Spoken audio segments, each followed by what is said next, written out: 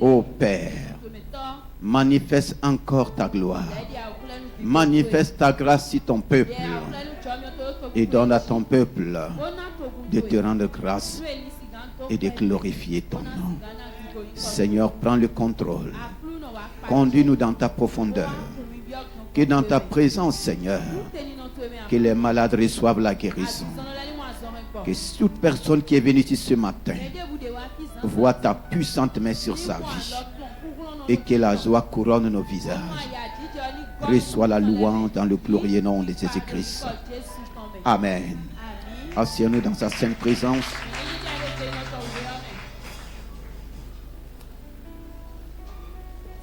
Comment mettre en pratique la parole de Dieu que j'ai reçue? C'est le thème que le Seigneur nous donne ce matin. Comment mettre en pratique la parole que Dieu m'a donnée? Nous sommes dans le mois de la pratique. L'Église concurrente dans la pratique de Matthieu 28 et de Marc 16.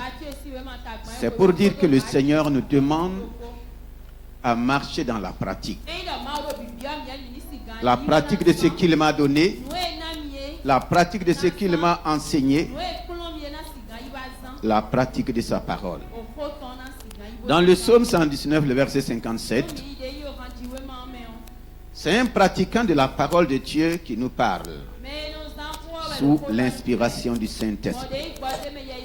Je le dis, ma part, ô Éternel, la part qui me revient, Seigneur, c'est d'appliquer ce que tu m'as dit. Ma part, ô Seigneur, ma part, ô Éternel, c'est d'appliquer ce que tu m'as dit. Alléluia. Lui second dit, ma part, ô Éternel, c'est de garder tes paroles. Garder tes paroles. La part de Dieu, c'est de me donner sa parole. Ce n'est pas l'homme qui a inventé la parole. C'est Dieu qui est l'auteur de la parole. Et Dieu lui-même est la parole. Et David a compris, quand Dieu parle, quand Dieu te dit quelque chose, ta responsabilité, ma responsabilité, c'est d'appliquer, c'est de pratiquer. Une parole de Dieu qui n'est pas mise en application, une parole de Dieu qui n'est pas mise en pratique, n'a aucun effet dans ma vie. C'est pourquoi Jésus-Christ lui-même dit, dans Matthieu 7, le verset 24, 34, voici, si quelqu'un entend ma parole et met en pratique. Matthieu 7, je crois que c'est le verset 24. Matthieu 7, verset 24. C'est pourquoi quiconque entend ces paroles que je dis et les met en pratique sera semblable à un homme prudent qui a bâti sa maison sur le roc. Continue. La pluie est tombée, les torrents sont venus. La pluie est tombée, les torrents sont venus, les vents ont soufflé et se sont jetés contre cette maison. Elle n'est point tombée. Elle n'est point tombée. Voici ce que le Seigneur Jésus-Christ dit par rapport à toi et à moi. Dieu ne s'adresse pas à quelqu'un qui n'a pas entendu sa parole. Et Dieu n'en veut à personne qui n'a pas entendu sa parole. Si tu n'as pas entendu la parole de Dieu, tu n'as pas de problème avec Dieu. Mais Dieu dit, quiconque entend mes paroles et les met en pratique.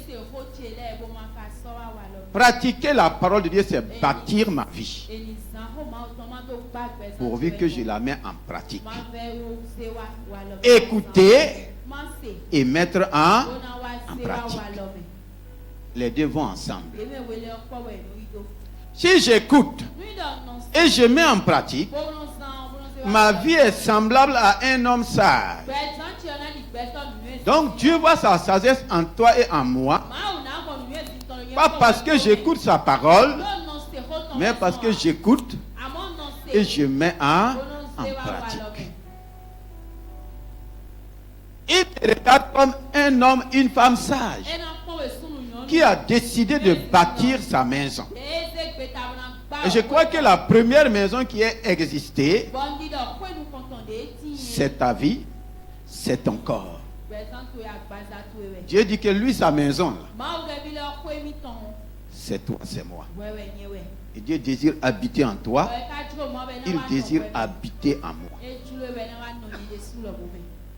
C'est lui qui entend ma parole et la met en pratique. Est semblable à un homme sage, un homme prudent qui a pris le temps, qui a pris tous les soins de bâtir sa maison sur le roc. Il dit que les vents vont souffler,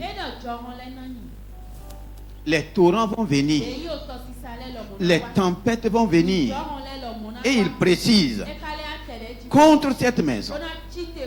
Il y aura toujours des choses qui vont s'élever contre ta maison.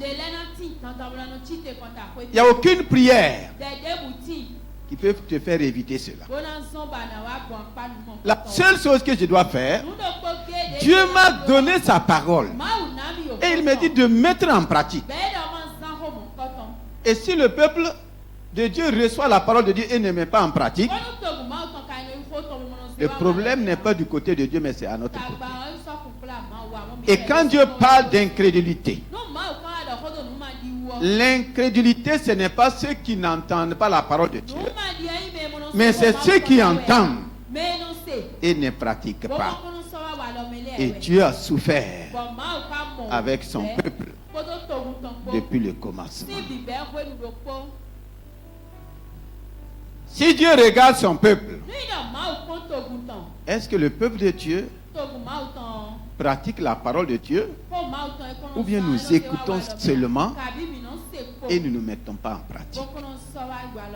La pratique de la parole de Dieu me garantit la protection de Dieu, ça me garantit la victoire contre tout ce qui s'élève dans ma vie. Mais si je ne mets pas en pratique, il dit que je suis semblable à un homme qui a bâti sa maison sur le sable. Il a écouté, mais il a décidé de ne pas mettre en pratique. En vérité, qu'est-ce que ça veut dire? Un homme qui va bâtir sa maison sur le sable. Nous avons le sable ici. Donc nous sommes les plus avisés par rapport à cette parole. Est-ce que tu peux aller prendre ta maison, aller poser sur le sable de la mer et dire que tu as une belle maison et dire que tu as investi et ça va tenir? Pourquoi ça ne va pas tenir? Il n'y a pas de... Demande à ton voisin, est-ce que ta vie a une bonne fondation?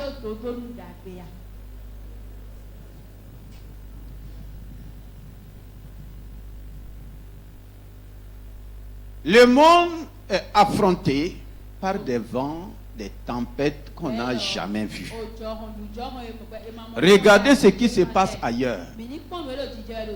Les torrents, les tempêtes, des vents avec des noms, des inondations pas possibles. Ce qui se passe dans le naturel, ça se passe aussi dans le spirituel. Et effectivement, les maisons physiques qui ne sont pas bien bâties, quand ces choses-là viennent, c'est des ruines. C'est la même chose dans le monde spirituel. Ça ne sert pas de tourner d'église en église. Il faut décider de bâtir ta vie dans la parole. C'est pourquoi dans Matthieu 7 encore, Jean 13, le verset 17. Vous savez ces choses, mais vous êtes heureux pourvu que vous les pratiquiez. Si vous savez ces choses, vous êtes heureux. Qui ne veut pas être heureux ici ce matin? Et Dieu nous a créés pour le bonheur. Dieu t'a créé pour être heureux. Si vous savez ces choses, vous êtes heureux pourvu que vous les pratiquiez. Le bonheur vient en pratiquant ce que Dieu me dit. Ton bonheur se manifeste dans la pratique de ce que Dieu t'a dit. Si je ne pratique pas, je suis malheureux. Et le malheur n'est pas mon partage. Le malheur n'est pas ton partage. Est-ce que nous allons faire l'effort, par l'aide du Saint-Esprit qui est venu à nous, de marcher dans la pratique de la parole de Dieu? Cette parole que nous recevons chaque semaine. Aujourd'hui, la parole de Dieu est répandue partout, par tous les moyens. Le problème n'est plus au niveau de la parole. Le problème est au niveau de la pratique. Donc, je dois travailler maintenant à la pratique de la parole de Dieu. Sinon, je ne suis pas heureux.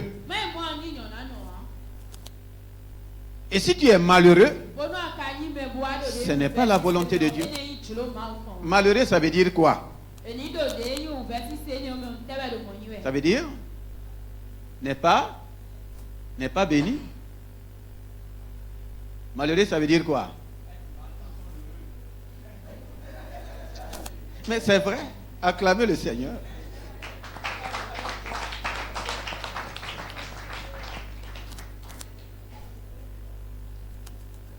Malheureux, c'est deux mots.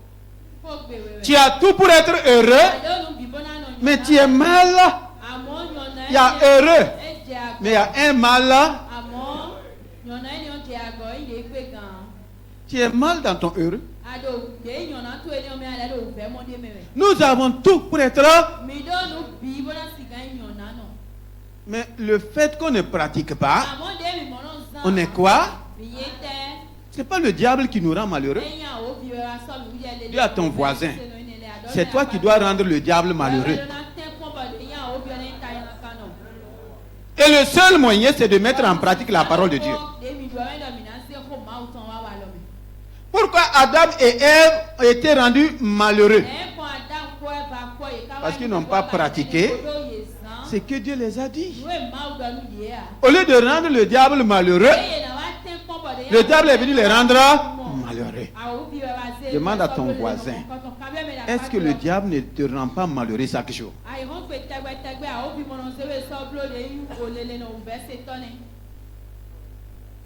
Ce n'est pas Dieu. Si tu laisses le diable, il va venir mettre le mal dans ton. Comme nous l'avons dit, il est venu mettre le mauvais dans notre bonjour. La Bible parle de bonjour. Et brusquement, on va parler de mauvais jour. Qui a mis le mauvais dans le jour? Si tu le laisses, il va mettre le mauvais dans le bon. Et ça va devenir quoi? Mauvais jour. Si tu le laisses aussi, il va mettre le mal dans ton heureux. Et tu vas devenir. Pourquoi ne pas être bien heureux? Ça aussi, ça existe, non? Est-ce que la même parole existe? La Bible nous appelle bien heureux dans le Seigneur. Dis à ton voisin, à ta voisine, bien heureux en Christ. Je veux que tu sois bien heureux en Christ. Ne sois plus jamais malheureux en Christ. En Christ, il n'y a pas de malheur. Il est venu pour nous donner le bonheur. Et tout est dans le salut. Alléluia. Donc ce matin, nous allons lire rapidement dans Jacques 1, dans la parole vivante. Et vous pouvez afficher ça dans 8 secondes sur les écrans. À partir du verset 18, on peut même commencer par le verset 17. Nous allons prendre des éléments très importants et nous allons terminer par la pratique de la prière. Jacques 1 à partir du verset 17, parole vivante.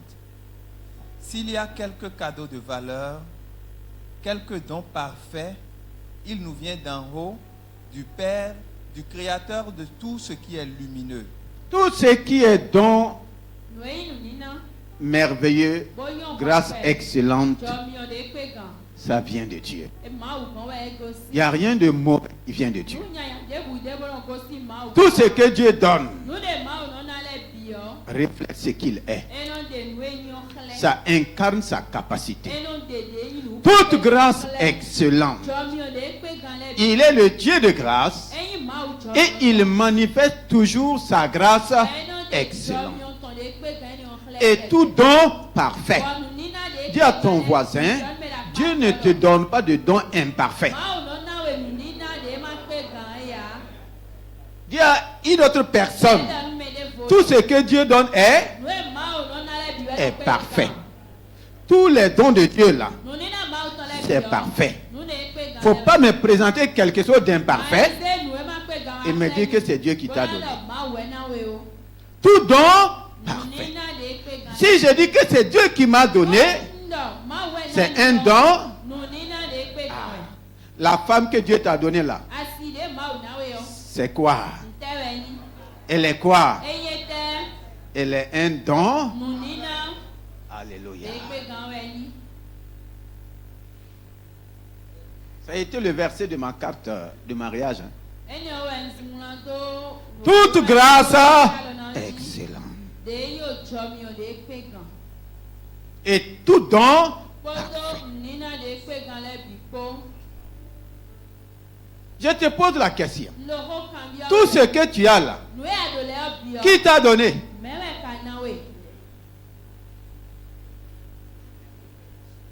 Ah bon?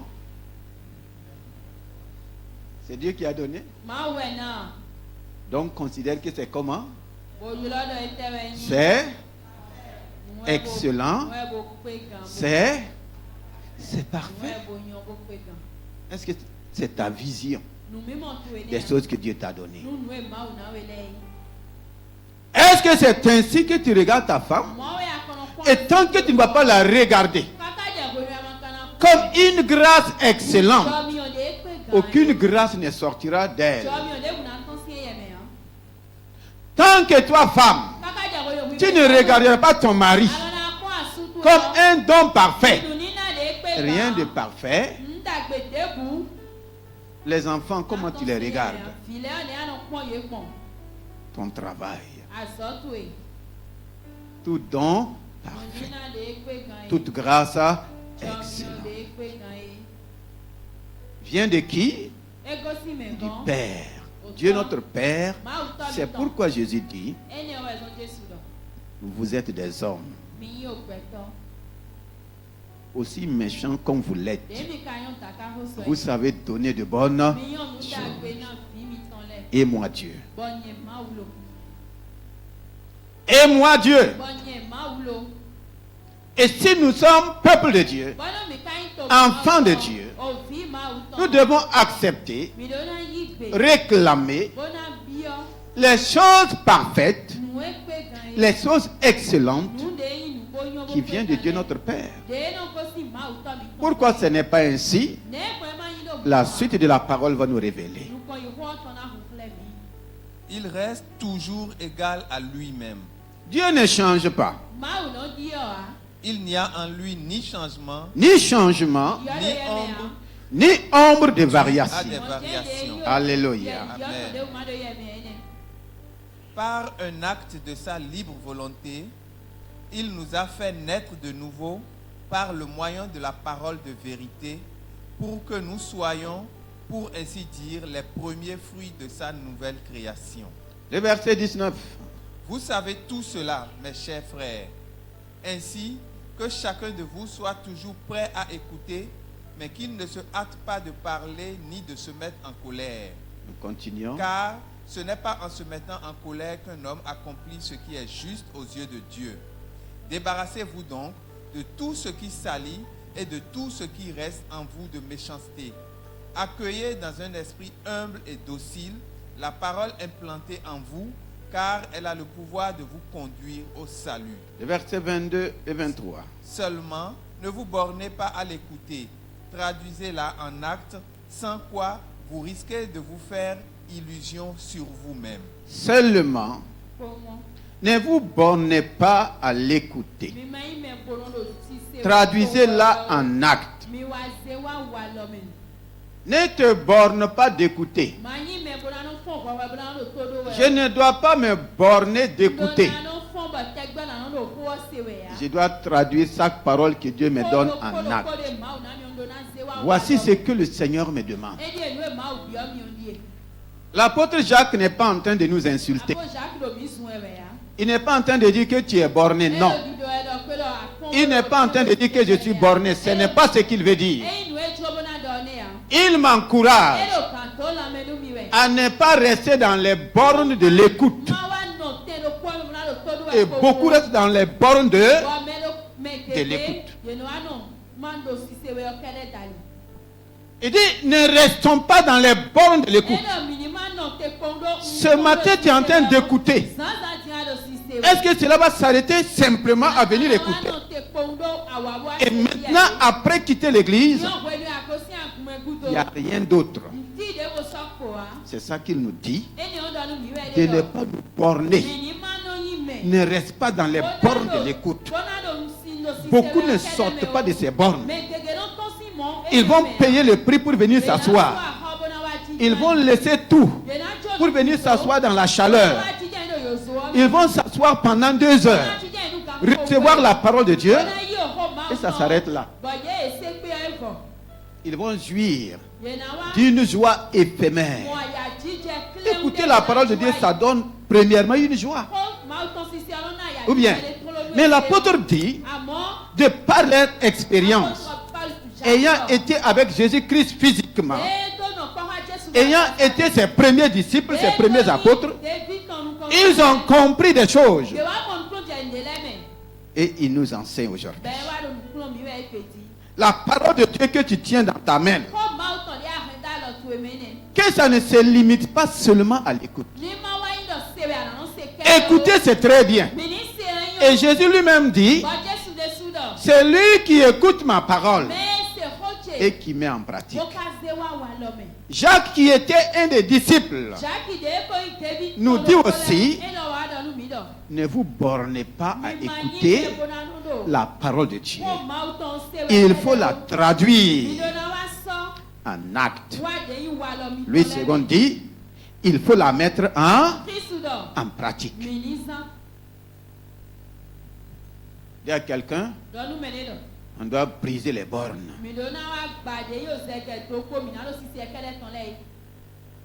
Il faut que les bornes soient brisées. Et l'ennemi, effectivement, met des bornes à plusieurs personnes. Il ne va pas t'empêcher de venir entendre la parole de Dieu. Parce que si tu ne viens pas écouter, pour certaines personnes, s'ils ne viennent pas à l'église pendant quelque temps, leur conscience va commencer à faire quoi? À les gronder. Donc, pour satisfaire à leur conscience, ils vont venir s'asseoir, écouter. Mais quand ils se lèvent, ils restent dans les bornes de l'écoute. L'apôtre Jacques dit non. Si vous faites ainsi, vous demeurez des chrétiens malheureux. Cependant, ce n'est pas la parole du diable qu'on a écoutée. C'est la parole de Dieu. Mais il faut aller au-delà des bornes de l'écoute. il faut traduire en acte. L'acte compte plus que l'écoute. L'écoute seule n'est pas suffisante. Il faut traduire en acte. C'est là le travail. Comment traduire cette parole en acte? Nous continuons la suite et nous allons avancer. Verset 23. En effet, si quelqu'un se contente d'écouter la parole, si je me contente d'écouter, si tu te contentes seulement d'écouter, alléluia. Pourquoi Dieu nous a donné des oreilles? Pourquoi il nous a donné des yeux? Pourquoi il nous a donné la bouche? Pourquoi il nous a donné des mains? Pourquoi il a tout mis ensemble? Si toi tu utilises seulement les oreilles et tu laisses les autres membres, ça va aller? Non. On continue. Si quelqu'un se contente d'écouter la parole sans y conformer ses actes, il ressemble à un homme qui observe son visage dans un miroir. À peine est-il parti qu'il a déjà oublié ce qu'il a vu. À peine il est parti, qui a eu le temps de regarder son visage dans un miroir ce matin? Tu peux lever la main?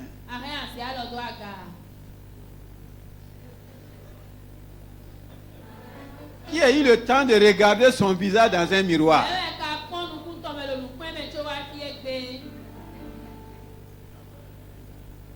Souvent nous voyons ceux qui n'ont pas regardé leur visage dans le miroir à travers notre manière de prêcher. Tu veux que je t'explique? Moi, à travers la prédication, j'ai la sueur sur le visage. Mais toi qui n'as pas pris le temps de regarder ton visage, quand moi je fais comme ça, toi tu crois qu'il y a quelque chose? Toi aussi tu fais comment? Est-ce que ça t'arrive? Ça t'arrive, non?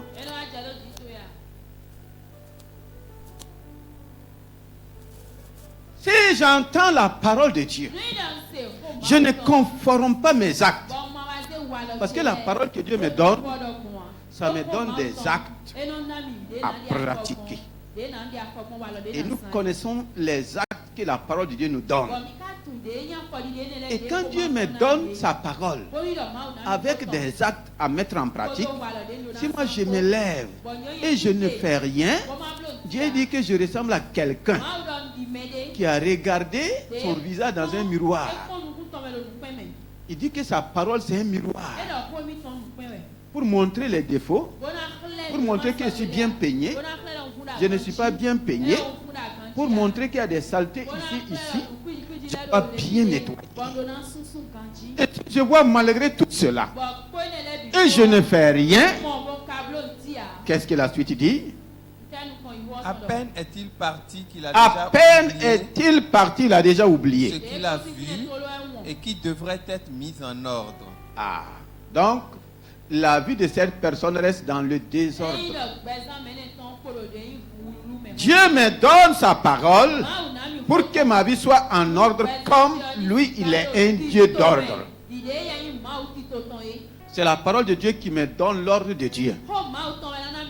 Si je ne le fais pas, ma vie est dans un désordre. Et beaucoup aiment le désordre. Demande à ton voisin, est-ce que tu as mis de l'ordre dans ta maison avant de venir à l'église ce matin? Demande-lui si tu peux le suivre à la maison après le culte.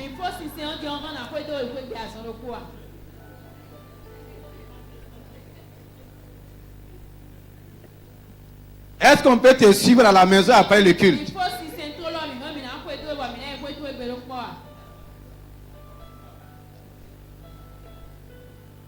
Ah, donc ça veut dire qu'il n'y a pas d'ordre. Effectivement, quand tu regardes les désordres dans ta maison, ta vie est pareille.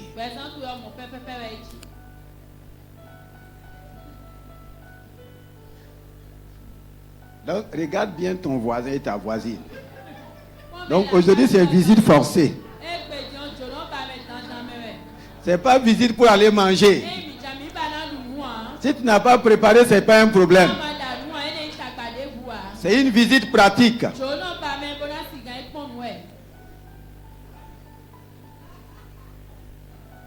On peut aller librement chez toi sans trouver le désordre au salon. Acclame pour toi-même.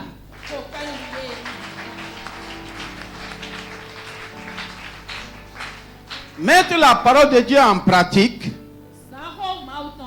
c'est rendre ma vie ordonnée selon Dieu.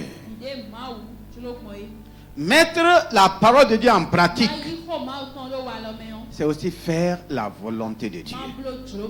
C'est ce qui plaît à Dieu. Nous terminons les derniers versets. Verset 25. Par contre, si quelqu'un scrute attentivement la loi parfaite qui donne la vraie liberté, et s'il l'étudie assidûment, s'il vit avec elle et lui demeure fidèlement attaché, il en arrive ainsi non à écouter pour oublier, mais à agir ponctuellement d'après ce qu'il aura attendu. Un tel homme trouvera le bonheur. Une telle femme trouvera quoi? Le bonheur en obéissant à la parole. En obéissant à la parole. Il sera heureux. Elle sera heureuse dans toutes ses activités. En mettant en pratique ce que Dieu t'a dit. À chaque fois que nous venons dans la présence de Dieu, si tu es attentif, je le dis et je reviens encore là-dessus. Si nous lisons dans le psaume 133, le roi David dit encore qu'il est doux, qu'il est agréable pour des frères, et moi je dis encore, et des sœurs, de demeurer ensemble. Voici ce verset qui ne m'a pas laissé indifférent. À chaque fois que je manque la communion des frères et des sœurs, j'ai manqué à quelque chose. Le verset suivant dit, c'est là, c'est comme l'huile précieuse qui, répandue sur la tête, descend sur la barbe et sur la barbe d'Aaron. Quand nous sommes ensemble devant Dieu, il y a une huile de grâce qui descend sur chacun de nous. Cela ne dépend même pas du pasteur. Ça ne dépend pas de ma prédication. Une huile spéciale. Et c'est l'huile de la restauration. Si nous commençons la semaine dans la présence de Dieu, cette huile qui est la capacité divine enlève toute incapacité. La semaine passée qui nous a épuisés là, dans la nouvelle semaine, le Seigneur renouvelle en chacun de nous sa capacité. Et cette capacité coule de la tête jusqu'aux pieds. C'est une restauration. Ça ne dépend pas de moi. Le simple fait que tu es assis dans la présence de Dieu, la parole qui sort a plusieurs manifestations. Elle se manifeste comme l'huile, elle se manifeste comme la rosée, elle va se manifester comme la bénédiction, elle va se manifester comme la vie. Tu es arrosé aussi de la rosée céleste pour enlever toute forme de sécheresse dans ta vie. La bénédiction se manifeste et la vie est renouvelée. Ça ne dépend pas de moi. Que j'ai bien prêché, que j'ai bien prié, dans la présence de Dieu, voici ce qui se passe. Donc si nous mettons en pratique la parole de Dieu, nous sommes heureux. dans tout ce que nous faisons. Un cas pratique pour passer à la prière. Matthieu 21, 28. Et nous allons nous mettre dans un temps de prière sur la base du psaume 37. Matthieu 21. Matthieu 21. C'est juste pour t'aider à comprendre. Le verset 28. Que vous ensemble. Un homme avait 2 fils et s'adressant au premier, il dit, mon enfant, va travailler aujourd'hui dans ma vigne. Il répondit, je ne veux pas. Je ne veux pas. Ensuite, il se repentit et il alla. S'adressant à l'autre, il dit la même chose. S'adressant à l'autre, il n'a pas changé de parole. Il va dire la même chose. Et ce fils répondit, je veux bien, Seigneur. Je veux bien, Seigneur. Et il n'alla pas. Et il n'alla pas. Lequel des deux a fait la volonté du Père? Lequel des deux a fait la volonté du Père? Un homme a 2 fils. Il dit au premier, mon fils, fais quoi? Va travailler aujourd'hui dans ma vigne. Va travailler aujourd'hui dans ma vigne.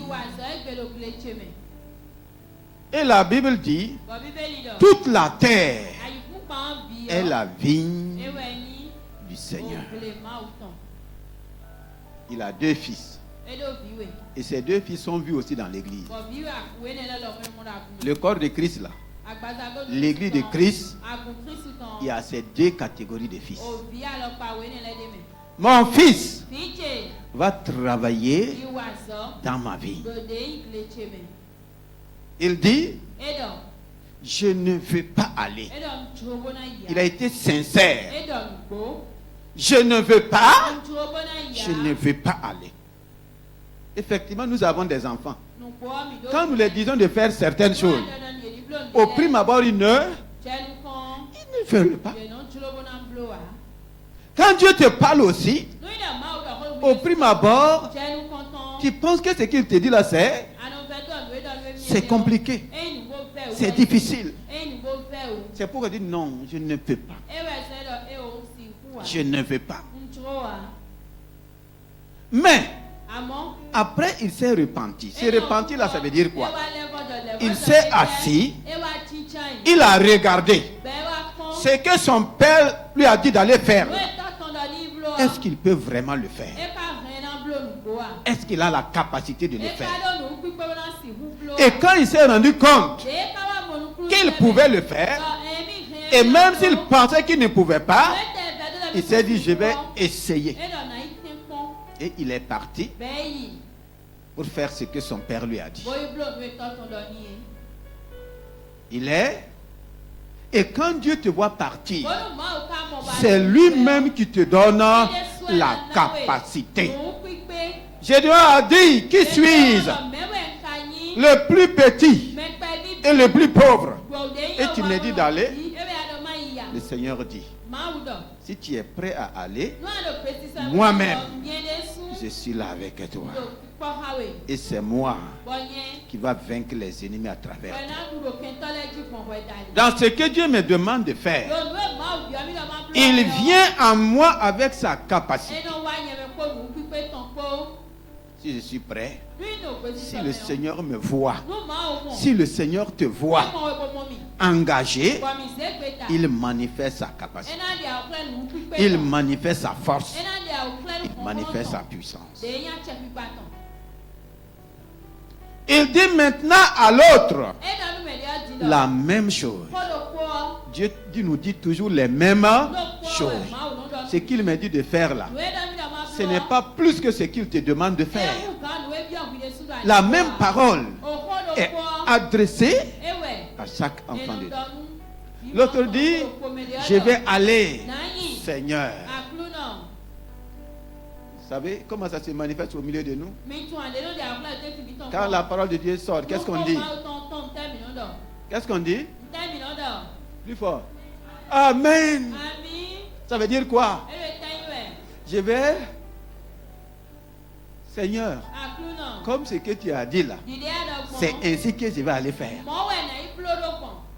Amen, veut dire qu'il en soit. Comme tu l'as dit, je m'en vais et tu te lèves. Quand tu sors de l'église, quelqu'un d'autre te dit, ah, on avait un programme ensemble. C'est quelqu'un d'autre là, c'est qui?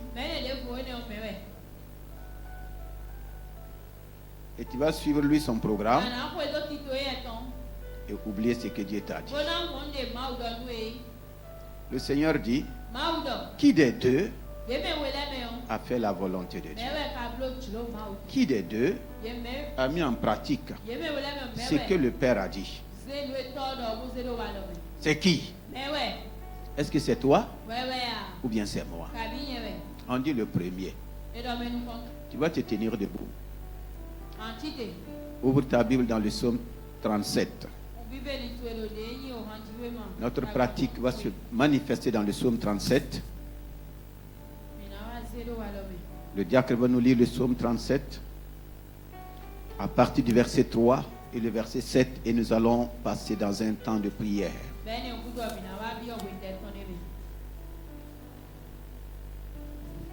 Le psaume 37 à partir du verset 3.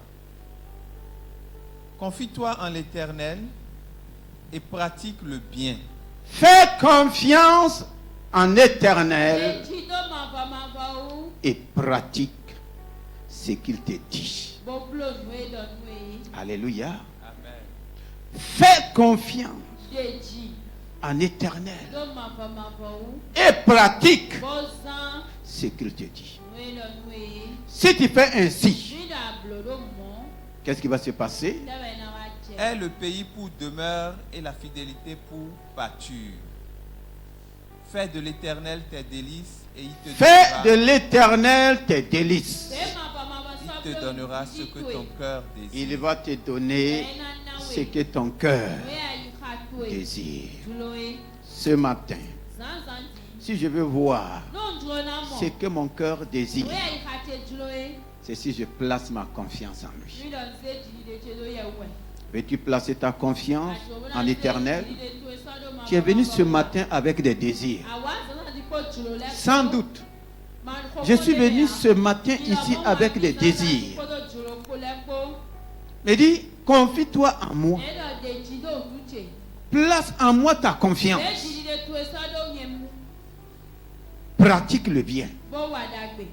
Est-ce que tu vas dire, Seigneur, ce matin, je te fais confiance et je m'engage à pratiquer le bien que tu me demandes. Je refuse maintenant la pratique du mal. Le bien que ta parole me demande. Tu nous as révélé le bien.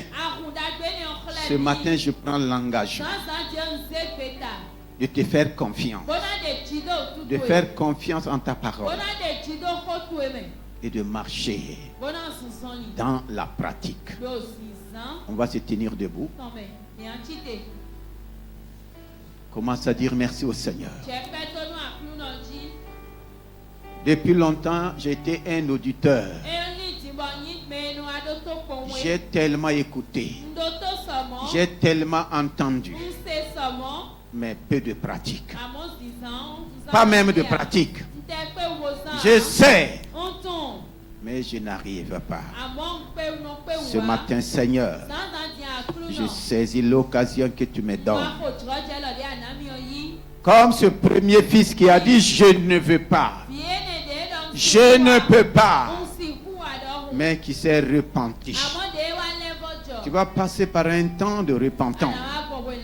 Repentance ici, ce n'est pas seulement confesser tes péchés. Tu n'as pas besoin de te mettre à genoux. Non. Je veux que tu sois conscient seulement. Nous devrons être conscients que nous avons tellement écouté. Regardez les messages même depuis le mois de janvier. Où est la pratique dans ma vie? Où est la pratique dans ta vie? Dis, Seigneur, j'ai tellement écouté. Élève ta voix. Si le Seigneur te demande de faire, fais seulement. La parole de Dieu demande ma réponse. Le Seigneur t'a dit de faire tellement de choses. Tu n'as pas fait. Et ça a bloqué ta vie. Ça t'a privé de beaucoup de choses. Tu n'as pas fait parce que tu ne lui as pas fait confiance. Dans chaque domaine, pour te bénir, c'est une parole qu'il te donne. Mon fils fait ça. Ma fille fait ça. Même pour ton mariage, même pour ton travail, il y a des choses simples.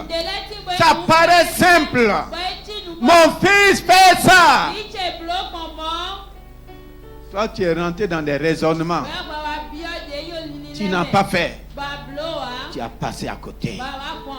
Ma fille, veux-tu te marier? Ne fais pas ça.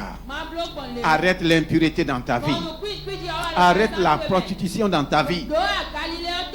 Tu sais que le Seigneur t'a parlé. À chaque fois que tu agis mal, il te parle dans ta conscience. Le bien qu'il te dit de faire, garde-toi pour moi. Je vous demande d'élever la voix. Tu sais ce qui te touche personnel. Je sais ce qui me touche personnel. J'ai échoué parce que j'ai refusé de faire ce que Dieu a dit. Je suis passé à côté de mon opportunité parce que je n'ai pas fait ce que Dieu m'a dit. Je n'ai pas mis en pratique. Il faut que tu reconnaisses cela. Ma vie est en retard parce que je n'ai pas fait ce que Dieu m'a dit.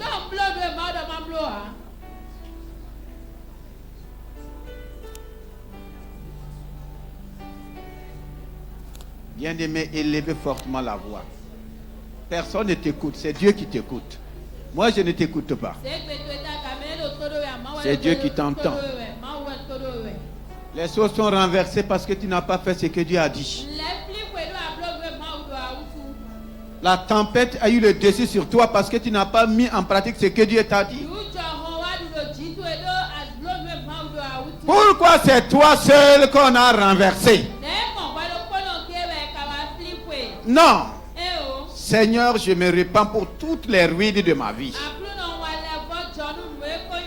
Je me répands pour toutes les destructions dans ma vie. Je me répands pour le retard. Dans mon mariage, tu as envoyé des gens vers moi. Moi-même, je les ai rejetés. Aujourd'hui, je crie à toi, mariage. Seigneur, je me répands. C'est par la repentance que Dieu restaure les choses. Il y a tellement de choses que le Seigneur m'a dit de faire. Je n'ai pas fait. Quelqu'un a fait et a pris ma place. Seigneur, ce matin, je me repens. Jeunes gens, demandez au Seigneur de vous pardonner toutes les paroles qu'il nous a données depuis ta conversion. Tu devrais être un leader. Tu devrais être à un niveau donné. Mais jusqu'à présent, toi, tu continues comme un mendiant dans la maison de Dieu. Où est sa bénédiction dans ta vie? Où est sa prospérité dans ta vie? Parce qu'on n'a pas pratiqué. Seigneur, ce matin, j'implore ta grâce. J'implore ta miséricorde. Je me repens comme ce fils qui a dit, je ne vais pas faire. Reconnaissons que nous n'avons pas voulu faire. Ce n'est pas que Dieu ne m'a pas parlé. Ce n'est pas que Dieu ne t'a pas parlé. Dieu m'a parlé. Dieu t'a parlé. Même pour ta santé. Dieu t'a parlé. Mon fils, arrête telle et telle chose. Toi, tu n'arrêtes pas. Mon fils, ne fais pas ça, ne fais pas ça. Toi, tu continues de faire. Les choses se dégradent. Les choses sont en train de se détruire. Les choses sont en train d'être renversées. Dis, Seigneur, ce matin, je me repens. Ta repentance arrête la destruction. Ta repentance relève ta vie. Regarde ton entreprise. Tu es devenu maître de ton entreprise. Tu es devenu le gérant de ton entreprise. Le Seigneur te dit, fais ça. Mon fils, obéis aux ordonnances que je te donne. Toi, tu dis non. Il y a des gens qui enseignent que le temps de la dîme des offrandes s'est dépassé. Mais est-ce que tu ne vois pas les ruines dans ta vie? Est-ce que ça te permet de prospérer? Depuis que tu ne donnes pas ta dîme, tes offrandes normalement, est-ce que tu vois ta vie prospérer à tous égards? Nous avons tellement failli.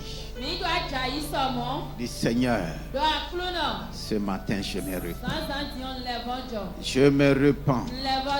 Je veux voir. Je veux voir. Je veux recevoir ce que mon cœur désire. Si je veux recevoir ce que mon cœur désire, je dois faire ce que le cœur de Dieu désire aussi. C'est réciproque. Si je veux voir ce que mon cœur désire, je dois faire ce que le cœur de Dieu désire.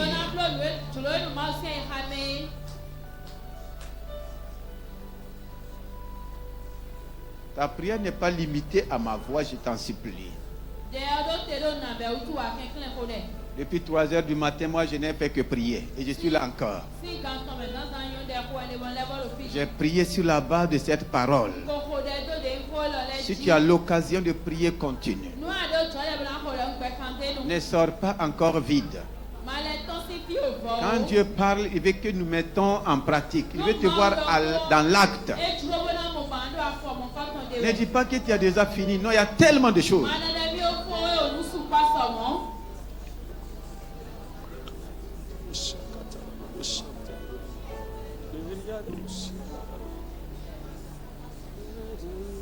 Recommande ton sort à l'Éternel. Mets en lui ta confiance et il agira. Après ce temps de repentance, dis Seigneur, je te recommande mon sort. Je mets en toi ma confiance. Agis en ma faveur. Je te recommande le sort de ma famille. Je te recommande mon sort financier. Je te recommande. Je mets en toi ma confiance. Ne mets pas ta confiance dans un homme. Je mets en toi ma confiance. Le Seigneur montre quelqu'un qui est face à une situation terrible. Et tu ne sais même pas comment la semaine va se passer. C'est de toi que le Seigneur parle. Tu as entendu une nouvelle qui te fait trembler aujourd'hui. C'est à toi que le Seigneur parle. Et Seigneur, c'est en toi que je remets mon sort. C'est toi seul qui peux me faire sortir. C'est toi seul qui peux me faire sortir de la prison. Tu es dans une situation très difficile. Est-ce que tu vas remettre ton sort à l'Éternel? Est-ce que tu vas placer ta confiance en lui? Le sort de ta santé ce matin, quel que soit ce qu'on t'a dit, élève ta voix. Et Seigneur, je mets en toi ma confiance. Mon sort est entre tes mains. Mon sort est entre tes mains. Mon sort est entre tes mains. Fais-moi sortir. Fais-moi sortir des dettes. Fais-moi sortir de cette situation dont je ne sais comment faire. Fais-moi sortir.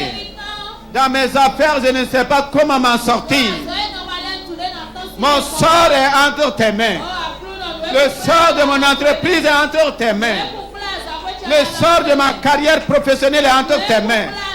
Le sort de mon mariage est entre tes mains. Je ne sais que faire. Je ne sais comment faire, mais ce matin, mon sort est entre tes mains. Je remets mon sort entre tes mains.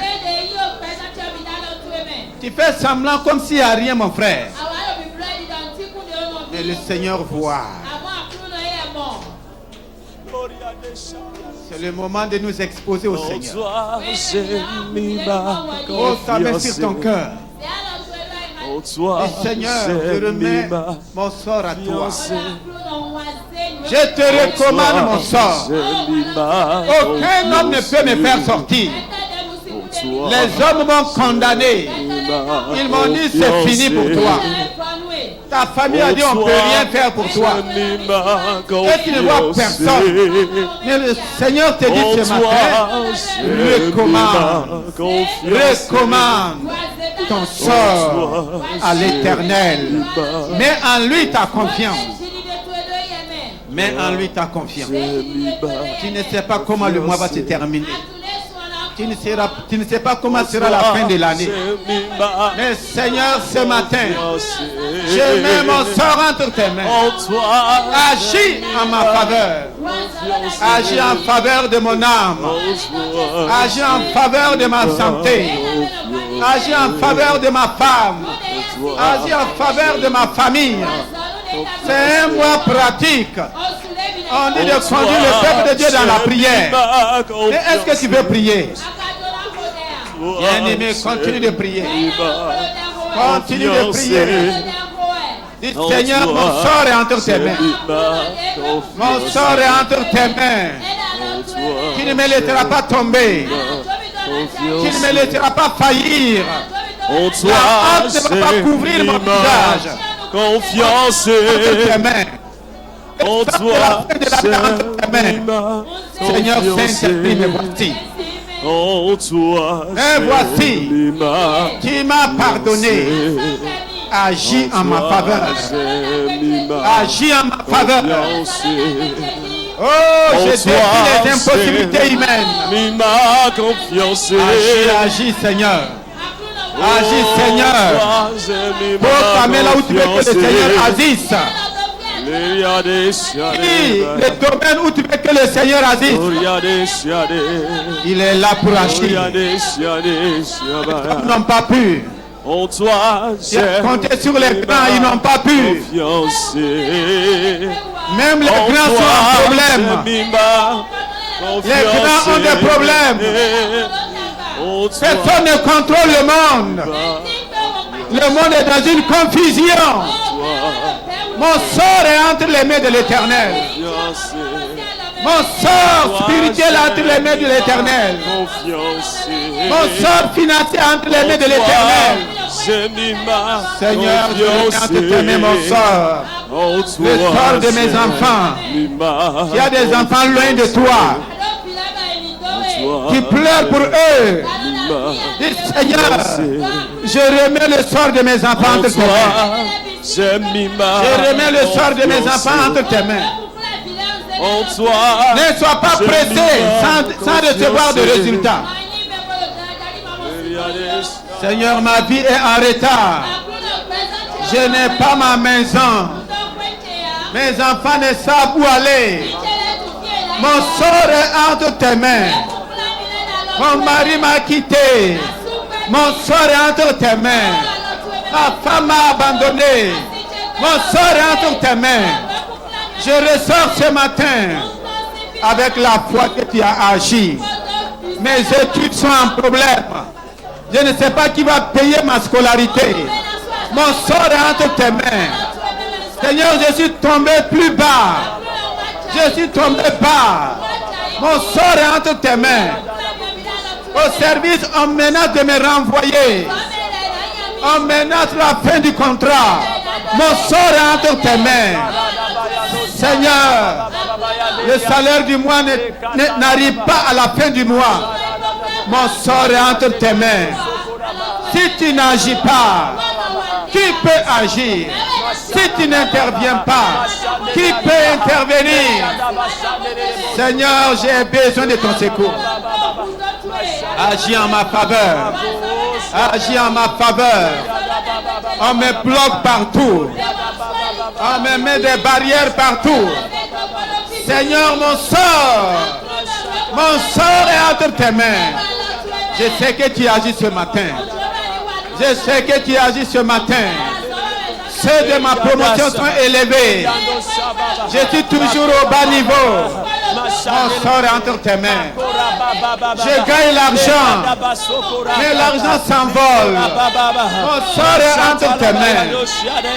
Je travaille, mais je n'ai pas de salaire. Mon sort est entre tes mains.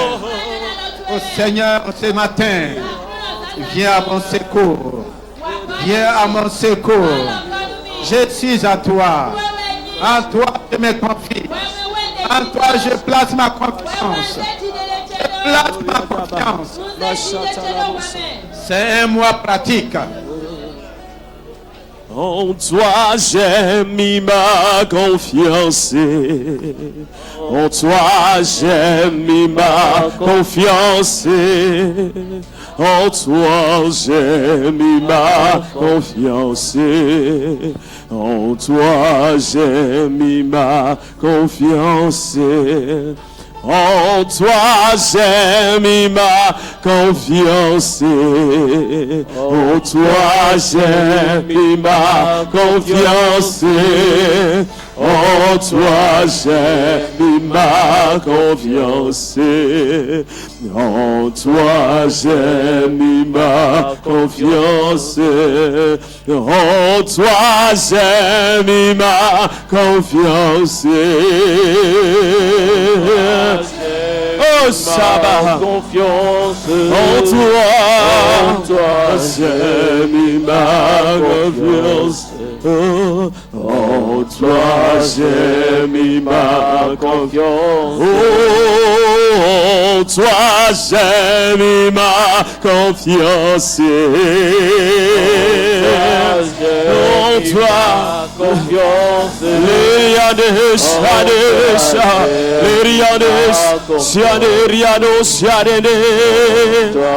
J'ai mis ma confiance. Oh, toi, j'ai mis ma confiance.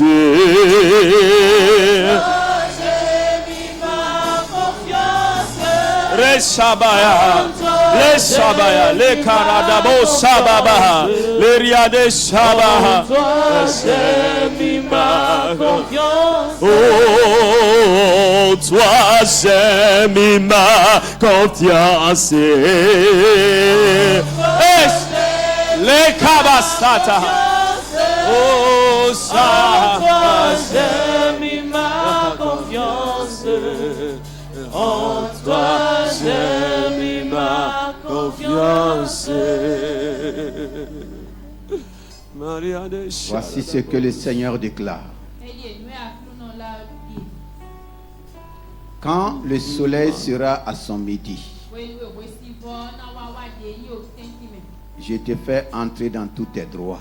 Amen. Regarde l'heure qu'il fait présentement. Le Seigneur parle de quelqu'un qui doit affronter une situation ce jour.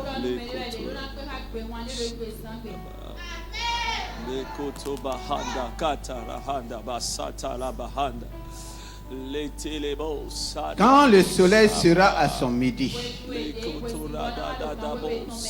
je te fais entrer dans tes droits. Amen.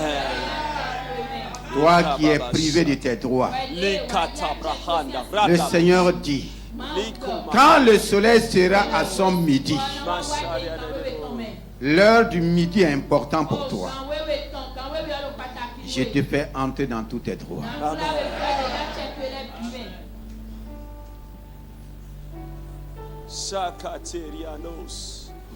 Toi qui as un problème de justice, quand le soleil sera à son midi, je fais paraître ma justice sur ta vie. Amen.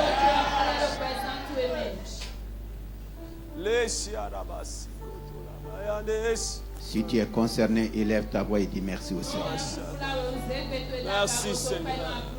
Merci mon roi. D'ici midi est un temps important pour chacun de nous. Quelque chose se passera de merveille dans ta vie d'ici midi. Quand le soleil sera à son midi, le Seigneur a décidé d'agir. Quelqu'un verra sa guérison. Quand le soleil sera à son midi, quelqu'un verra sa délivrance. Sa restauration. Quand le soleil sera à son midi.